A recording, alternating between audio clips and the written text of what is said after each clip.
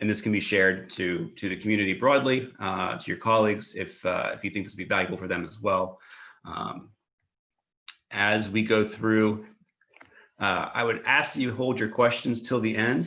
You can go ahead and share those in the chat function if you would like. And once we get towards the end, I'll go ahead and spend as much time as necessary to answer all of your questions as we go along. So to get started, my name is Andrew Reeder. I'm the Executive Director of the Office of Export Control and Secure Research Operations. This talk came about as a result of some inquiries from faculty about foreign government talent programs as a whole.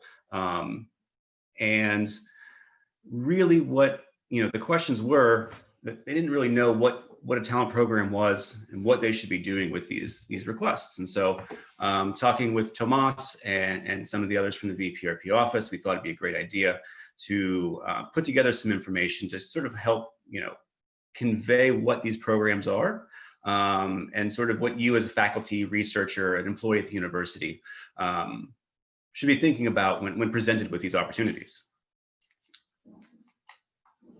Go ahead and go. So just give an overview of what I want to talk about this afternoon. We'll start and talk about what a foreign government talent recruitment program is, what its characteristics are, and some examples and case studies. We'll talk a little bit about, from a faculty perspective, your responsibilities with regards to conflict of interest issues that come along with these talent recruitment programs. And then we'll spend a little bit of time talking about sort of, what other responsibilities researchers have with regards to certifications, acknowledgements, and responsibilities at OU with regard to proposal submissions, with regard to conflict of interest, in particular NSF and NIH, but other some examples as well. And then we'll talk a little bit about sort of, what the ramifications are for not disclosing and not, sharing that information with conflict of interest here at the university, whether on Norman campus or at HSC. And then we'll summarize things at the end. So from the start, what's a foreign government talent recruitment program? The Department of Energy defines that talent program as any foreign state-sponsored attempt to acquire U.S. scientific funded research or technology through foreign government-run or funded recruitment programs that target scientists, engineers, academics, researchers, and entrepreneurs of all nationalities working or educated here in the US. Now, it's kind of a vague description. It doesn't really give a good identity to what that looks like. And so that program, that recruitment can take its form in a number of different ways. It could be research collaborations, it could be consortiums, it could be in more informal relationships. There's a number of ways in which that recruitment program may take form, but a lot of them have the same general characteristics that go along with them. They have distinguishing features. Those features can include compensation provided by the foreign state to the individual in exchange for individual transferring their knowledge or expertise to that foreign country. That compensation can take form in a number of ways, such as cash, research funding, honorary titles, career advancement opportunities, promised future compensations, setting up of research labs abroad, or really any other type of consideration or a compensation. Recruitment will refer to the foreign state sponsor's active engagement in attracting the targeted individual to join that sponsored program and transfer their knowledge and experience to the foreign state. That targeted individual may be employed and located within the US, may be employed or located elsewhere around the world.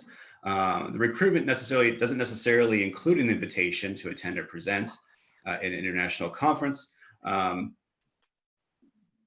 I kind of want to make that distinction because, invitations to attend and present international conferences are so common and happen throughout the world. And it's not particularly the focus of what we're talking about here today.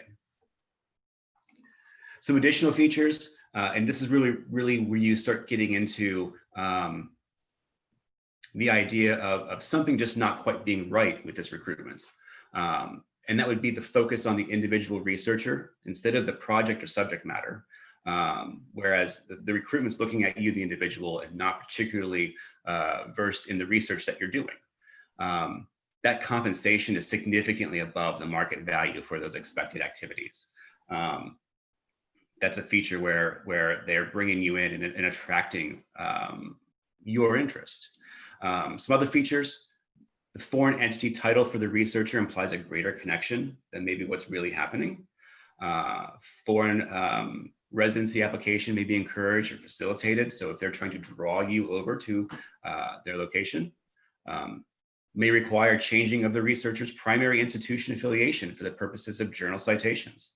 So oftentimes these programs will ask you to put that affiliation ahead of your current affiliation here at the university. And frankly, oftentimes the fundamental research purpose is not defined in these programs. They just want to bring you in. And so you may often see in a lot of the classic examples, one or more of these features that would be in a state-sponsored talent program. Now, many countries sponsor talent recruitment programs for a legitimate purpose of attracting researchers. And before we go further, I just want to make it very clear that a talent program is not illegal. There's nothing wrong with being part of a talent program. Many programs utilize legitimate means of attracting talent, including offering research fellowships and grants to incentivize researchers to relocate. It's a very common practice. However, there are some programs that encourage or direct unethical or criminal behaviors. And so really what it comes down to are the details of what that program is expecting for you, the researcher. And so contracts for participation in some programs, including some sponsored by the Chinese government. And I think it's another good point to sort of stop and sort of make a distinction that yes, talent programs are around the world. Every country has talent programs where they're trying to recruit individuals. If you talk to federal law enforcement and you talk to in the intelligence communities, from an academic standpoint, their main concern has to do with the Chinese government and their efforts to recruit talent and to bring over research, intellectual property, resources for their use. It is one of those things where it's often uncomfortable to try to talk about because it seems like we are focusing in on one particular area, but it's very hard for those communities in intelligence and in law enforcement to really get a handle on that particular government's efforts because they're so vast. There are so many programs. And there are hundreds of programs and they can't keep up. And so their approach to dealing with talent programs that are trying to subvert research in the United States is to give out information and to try to be proactive in educating faculty, researchers, employees of universities, what to look for when they're dealing with some of these programs. And so stepping back to this slide, looking at the details of what that program may have within that contract, we need to look for language that creates conflicts of commitments or conflicts of interest for you, the researchers. That would be requirements to attribute awards or patents and projects to foreign institutions, even conducted under US funding, requirement to recruit or train other talent recruitment plan members, circumventing merit-based processes, or requirements to replicate or transfer US funded work in another country or somewhere else abroad. So when we go back to this idea, it really does come down to what is being asked of you is within that contract, within that agreement, or whatever the that relationship is with that talent program. So here's an example of a talent recruitment contract. And if you sat in a few months ago on Dr. Kelvin Drogemeyer's presentation, the Office of Science Technology Policy that he gave to universities in the Midwest. You may have seen these slides. These are taken directly from his work. Here's an example where we have undisclosed unemployment, where the employer is basically asking the faculty member, the researcher, that their funded research the researcher shall work full-time for the foreign institution for 9 months annually, right? And so that really, puts the faculty in a position where they're being asked to do something that is essentially undisclosing employment in another country for 9 months out of the year, while also working here in the US for 9 months out of the year. And so that creates this conflict of commitment, conflict of interest. And so in essence, we have a situation where that faculty member is being funded to do research in 2 places at once. Uh-oh, I lost my slides.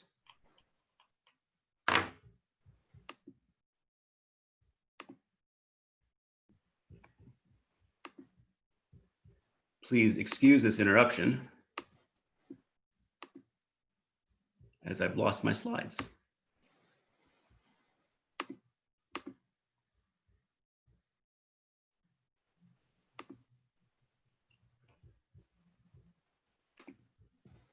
I wish I had some hold music for you guys in the meantime, while I'm going through a technical difficulty.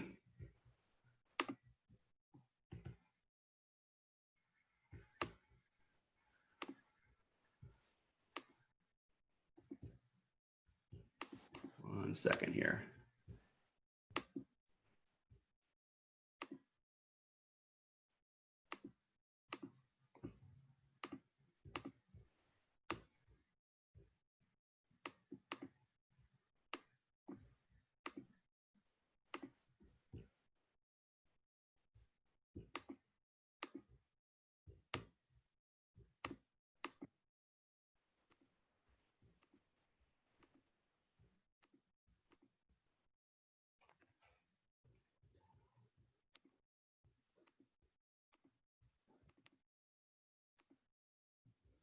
All right, recovering. I'm recovering.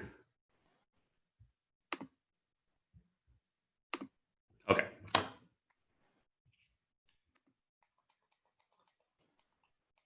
Okay, my apologies. Let's get back to it. Second example, here's a case where the talent recruitment contract actually has directed output, where in their contract, they are being, within 3 years of implementation, they are being required to produce 2 to 3 domestic patents. And so here's a case where the US funded researcher is party to an undisclosed contract with a foreign institution. Research is obligated to file 2 to 3 foreign patents within 3 years. It does not give the university or the federal funding agency knowledge of that patent right. And in some cases, US funded researchers have secured foreign patents based, at least in part, on their US funded work. So again, it comes down to the details within those contracts. And finally, one more example here has to do with intellectual property, where the contract itself says scientific research results belong to the Chinese Scientific Research Unit that completes this project. You do not report intellectual property rights to the US university. So it's flat out saying that US funded researcher is party to that non-disclosed contract with the foreign government, and that the foreign government dictates all the intellectual property rights, which if we all went through OTC with something like that, I am pretty sure they would all have well, they would not particularly appreciate that clause in that contract. So we have to be really careful about, as we're dealing with the potential of being part of a foreign talent program, thinking about the details that lie within that agreement. And so transparency and full disclosure are needed for properly assessing the risks that come along with these foreign talent programs. And so I want to take a little step back and talk a little bit about conflict of interest and conflict of commitment. And I know the university has made a push over the last few years to really beef up conflict of interest and commitment requirements and information that goes out to faculty. And so just as a reminder, conflict of interest is a situation where an individual or the individual's spouse or dependent children has a financial interest or financial relationship that could directly and significantly affect the design, conduct, reporting, or funding of research. Conflict of commitment is a situation in which an individual accepts or incurs conflicting obligations between or among multiple employers or other entities. And I think when we're talking about talent programs, we're talking about some of the things that we have seen on the security side, on the intelligence side. It's that conflict of commitment that we see coming up more and more as we're dealing with it.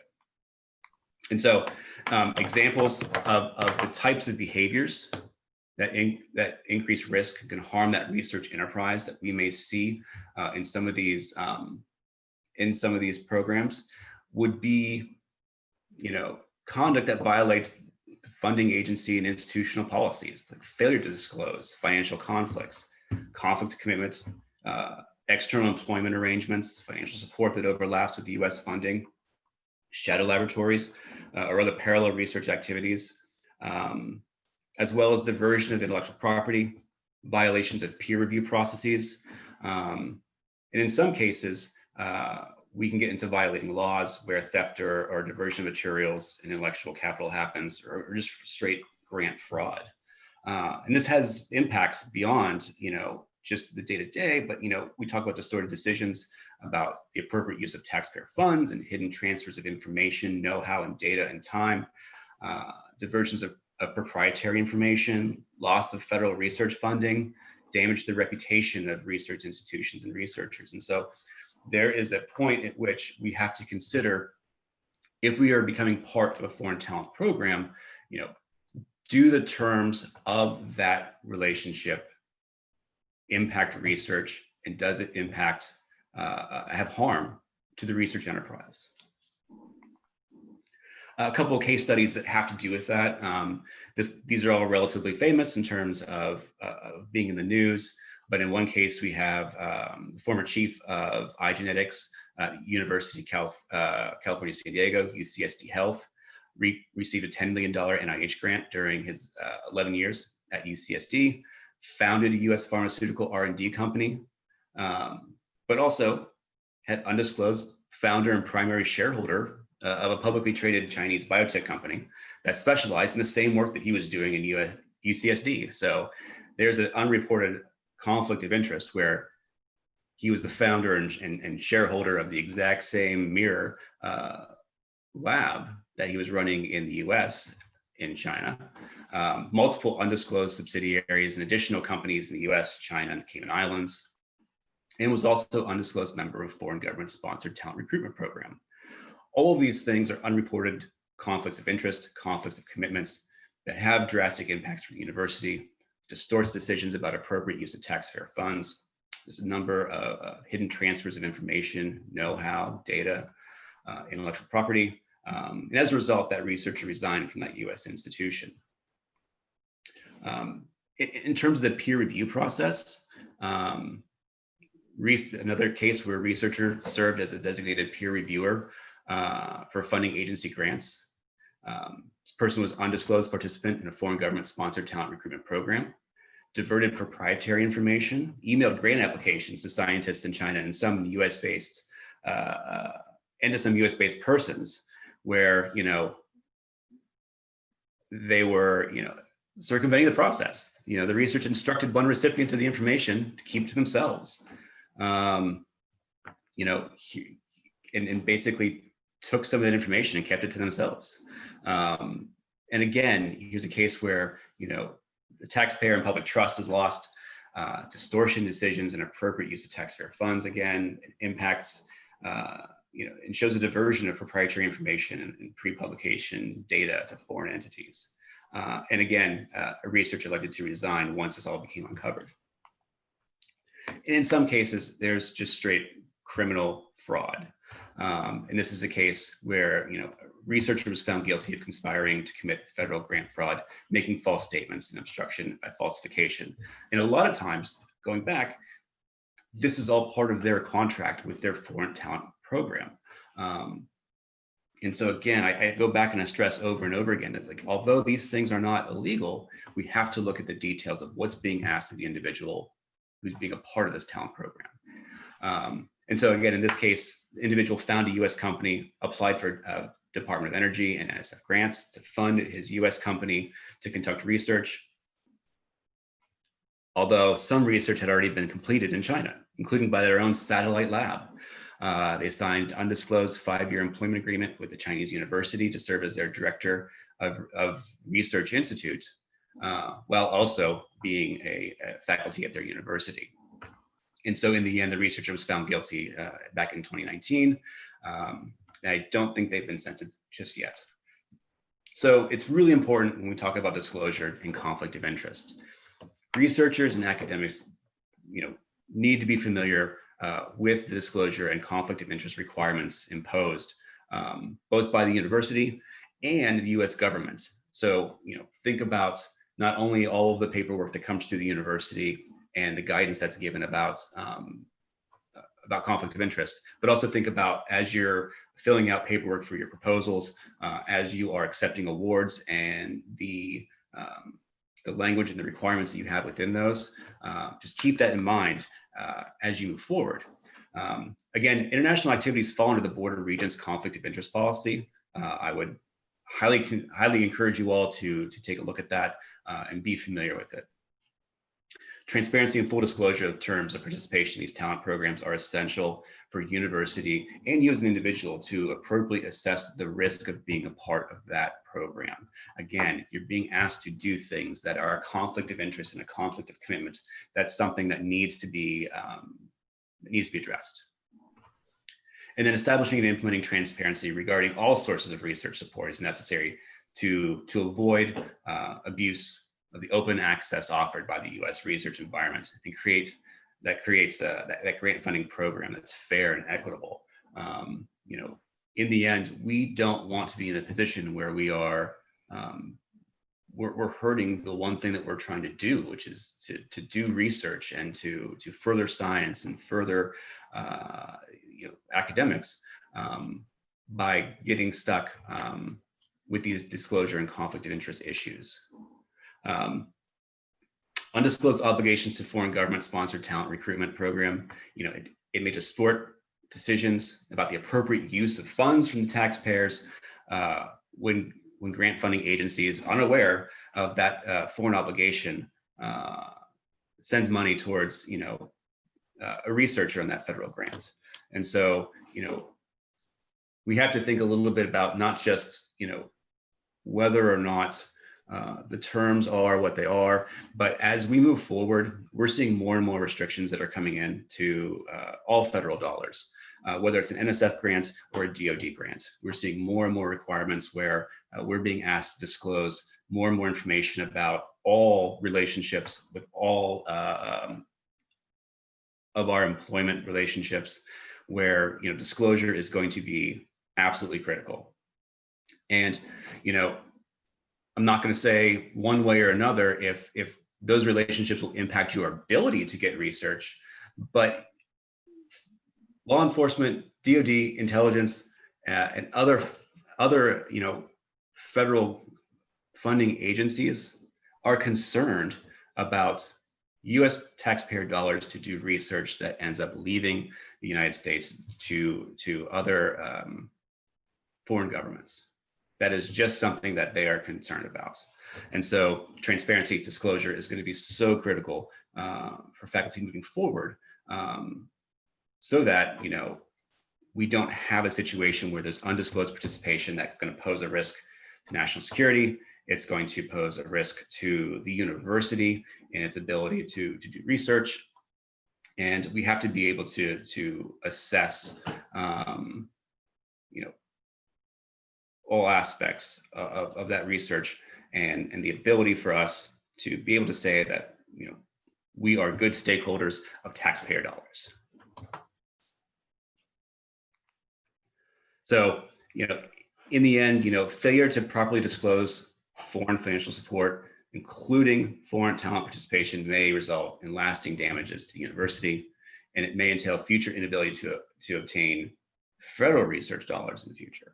And that's something that we as a university and researchers individually just want to ensure that we continue to be good stewards of federal dollars, and that we continue to do the research and can continue to just keep that flowing. So when it comes to conflict of interest, what should be disclosed? We should be reporting conflict of interest, anything, work for any other university, institution, or government, whether compensated or uncompensated, support from any other university, institution, government for your research, for example, by providing lab space, assistance materials, reporting titles at any other universities, whether it's visiting professor, lecturer, professor, personal compensation, gifts, personal reimbursements from the entity that sponsored your research, work for, own equity in, or serve as an officer of companies related to your research, confidentiality agreements for your research that your research results are an agreement to delay their disclosure, SBIR or STTR funding through a company that maybe you own or your family owns, you have equity in or work for. That happens quite frequently at the university. And where to report, you can go to the conflict of interest page here in Norman. There's a corresponding page at HSC where you can find this information as well. I would recommend, again, the conflict of interest policy in the faculty handbook. It covers all outside employment, conflicts of commitments, and affiliations with other institutions. It does require disclosure and review before activities begun. Annual spring reporting cycle encourages prospective reporting and confirmation of prior disclosures, and does require final approval from campus-wide conflict of interest committee. Informal approval from your chair, director, or dean is not sufficient. It has to go through that committee. And so again, the Norman website is there. You can find information about disclosure forms, instructions, policy, link to the VPRP's research-specific policies, contact information for the Conflict of Interest Office. Correspondingly at HSC, their website also includes some training, their process, policies, and then in terms of conflict of interest in research, their committee and contacts. So there's some resources there for you. Take note of. During the proposal submission process, both in Cayuse and the Norman campus and sooner track up to HSC, the disclosure of any conflicts of interest, foreign activities, or employment of the PI and use of foreign nationals on awards can occur at multiple places. For example, both Cayuse and sooner track have certifications, and investigators must sign to represent that information that they submit is accurate. And so if you've been submitting proposals in Cayuse, you see this screen, you're going through and your signature is confirming that you're giving all true information, that there are no falsehoods, that you're not delinquent in things like federal debt, or you're not debarred or suspended. And so you're certifying that everything you're doing is on the up and up. But beyond our own internal certifications, there's additional certifications specific to the sponsor. And so there are so many places along the way in which you're asked to give your certification. So it's not just a one-stop place. And so, for instance, on the NIH cover sheet, there at the bottom highlighted, by signing this application, you certify the statements contained in the list of certifications. Everything's true, complete, and accurate to the best of your knowledge. Other places throughout that NIH cover sheet, again, does this project involve activities outside the US, partnerships with international collaborations? There's a place there to disclose that information. Same thing with the NSF. NSF has that same information with regards to international activities, the countries that are involved. And again, those talent programs that we're talking about oftentimes are things that need to be enumerated depending on the sponsor and the project you're working on. And again, over and over and over again, there are certifications that we need to make as a researcher, as an academic, employees at university, that what we're doing is on the up and up. So in some cases, and this has been happening a little bit recently with changes in just the language of different awards, where we're even asked to disclose information after award has been sent, and we get a modification of award. In this case, the DOE has been sending out modifications asking for PIs, or the contractor, in this case, the university, to provide a list of all foreign nationals that are working on these projects that may need access to either the DOE site or DOE information. And so here's another case where we need to disclose everyone who's working on that project, and where they're from, so that they can be reviewed by DOE. We've seen this with the Department of Homeland Security as well. And so these are the various places where we need to disclose involvement of or relationships to with either foreign nationals working on a project, or being party to some arrangement with either a foreign talent program or foreign employment. And so from there, I'm going to transfer over to the last section. And so, we talk about disclosure, conflict of interest, being party to these things, and being open and making sure everyone knows about it. Because in the end, failure to disclose and failure to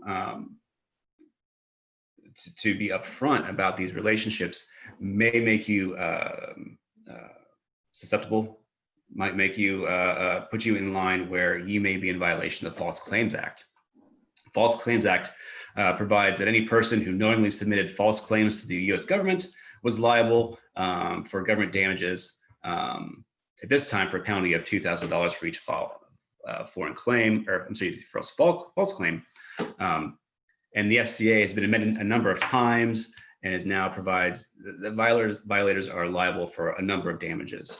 And what we really get into in this case, and I'm going to skip ahead in time, is that when we're talking about false claims, this is how, those examples I showed earlier, where someone may have been arrested or charged by the federal government, they're not being arrested for, espionage, they're not being arrested for stealing intellectual property. What it comes down to is that they're filing a false claim by not disclosing that information to the U.S. government, whether it is through their proposals, or whether it is in their award language. But ultimately, they're filing a false claim. And that comes in two ways: mail fraud and wire fraud. And so mail fraud, in this case, is defined as the use of the Postal Service in any criminal attempt to gain money or things of value. And that original crime carries its own penalties. But there's two elements to it, right? There's devising or intending to devise a scheme to defraud or perform specific fraudulent acts, and using the mail for the specific purpose of executing the scheme of fraudulent acts. And so when we submit our proposals with information that may be false, that would fall, especially if we're going in the case of getting federal dollars and defrauding the government. This is the tool that they use to penalize, to punish, to convict faculty, researchers, employees of the university who are not disclosing while these relationships while going after federal dollars. The other way, and probably a little more up to date with the times, would be wire fraud, where it's simply the crime of facilitating a fraudulent scheme, which in the case of not disclosing relationships and getting false information, is utilizing interstate telephone calls or other electronic communications like the internet. The essential elements of wire fraud are the existence of a fraudulent scheme and the use to essentially execute or attempt to execute that scheme, which in this case, again, goes back to not giving truthful information, submitting a proposal to the US government in essence to get funding back. So I'm going to kind of summarize quickly here. Many countries sponsor foreign talent recruitment programs for legitimate purposes of attracting researchers in targeted fields. However, again, some programs are encouraged or directed to elicit unethical and criminal behaviors, right? So know the features of those talent programs. Things that focus, programs that focus on individual researchers instead of subject matter. Places where you're being paid or offered up sums of money that are just above the market value. Foreign entities, titles for researchers that imply greater connection, foreign residency applications that are encouraged, requiring to change your primary institutional affiliation on journal citations. If something looks too good to be true, if you're being made an offer as part of a talent program that just doesn't, it just seems, just way too good to be true, chances are there's a catch to it. And that's where we get into the details of that particular contract. Also, be sure to disclose any conflict of interest or conflict of commitment to the conflict of interest office, whether in Norman or at the HSC campus. Disclose any conflict of interest or conflict of commitment required for your sponsored research, whether that's through Cayuse and Sooner Track, or whether that is NSF or NIH. And understand that the transparency is key. Failure to properly disclose foreign financial support, including foreign talent plan participation, has significant